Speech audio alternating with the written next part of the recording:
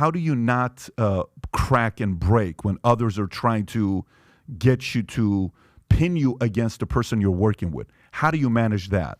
It's easy, frankly. Number one, Bush had really thick skin, so it didn't bother him. And when it doesn't bother the boss, it tends not to bother the staff. Now, if it bothers the boss, if your boss is thin-skinned, throws stuff, how did they do that? Why did they report that? Then, man, you're under pressure all Makes the time, a lot right? of sense, yeah. He wasn't. Yeah. So I didn't have to be.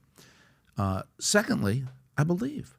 The most beautiful thing about the White House, and I don't care what party you are, Yeah. is when you believe, it is so easy to fight and stand your ground. And you take the incoming, you try to pay attention. Maybe you'll learn something from the incoming. You can rebut it stronger, learn you got a vulnerability. Maybe we should address this. But you take the incoming and you turn it around because you believe. And that's how democracy should work. If I can't stand there and explain what the president is doing and why he's doing it, and if I can't do it articulately, and we take incoming, then maybe we deserved it.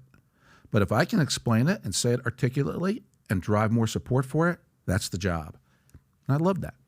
How different was he? I had the opportunity to invite him to an event, which was... I saw the picture. Right. I had the opportunity to invite him to the event, and that was in 2019. Same event we had Kobe Bryant, the late Kobe Bryant at, and I had President Bush there, and I'm coming out of the bathroom. He's coming to the bathroom. It's the first time we make the connection. It's like, hey, Patrick, I'm going to wait for you over there. Okay, great. He goes to the bathroom, comes back.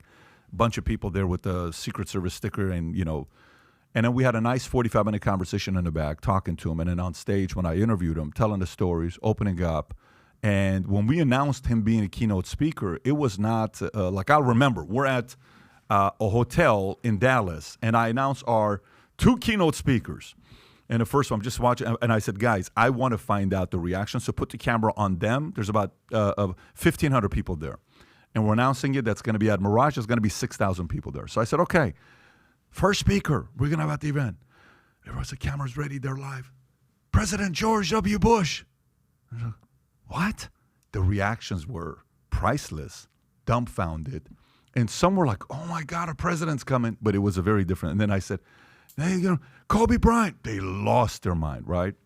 And they were so excited. Anyways, President Bush comes up and I interview him. And he talks personal life, what things he did, what things he changed. Just being very open about the whole thing. And then we're doing pictures. It's a session with pictures. And I cannot tell you how many people who were, not supportive and send me messages, you shouldn't have brought him, you shouldn't have done this. They're like, look, I don't know if I agree with policies, but I like the guy. I kind of like him on how he is. Wow, I like this guy. This would be a guy I would want to have dinner with. I like, and then so every time everybody was taking a picture, half of them were happy to take the picture. The other half were like, I got to tell you, I thought, look, one girl said, I thought you were the Antichrist.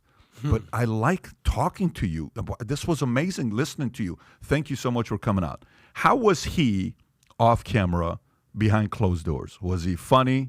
Was he a storyteller? Was he a prankster? Was he always serious? Was there a topic he always wanted to study? Like, is he a guy that studied Andrew Jackson? Did he have a favorite president that he would always read about? Is there a certain book would he play backgammon? Is he a dominoes guy? Is he a chess guy? What was he like? Like, the clip on Last Dance? You see the security guy coming in. Come on, Michael. Rolling the dice. One more time. Yeah. Rolling the dice. $20. Boom. He beats Michael, and he goes like this, right? And he does the Michael thing back at him, and Michael's pissed off. What was he like off stage, off camera? I've heard what you said so many times from people who have seen him in his post-presidency. He is gregarious, he's engaging, he's self-deprecating, he's witty as can be, and funny and fun. He was a great boss. I don't care what industry you're in or what ideology you have. You want a boss like George W. Bush. He was inspiring. He was tough. You were going to work your tail off for him. You never wanted to let him down. But boy, was he a good guy who was loyal and took care of you. And you, in exchange, gave him your loyalty, because that's the kind of relationship a boss should engender in any industry. But yeah, he was a towel snapper, witty, lots of jokes. He would keep things light. Now, after September 11th, that went away for quite a while. But that's his nature, and it came back. He has a marvelous touch that inspires people through seriousness and humor.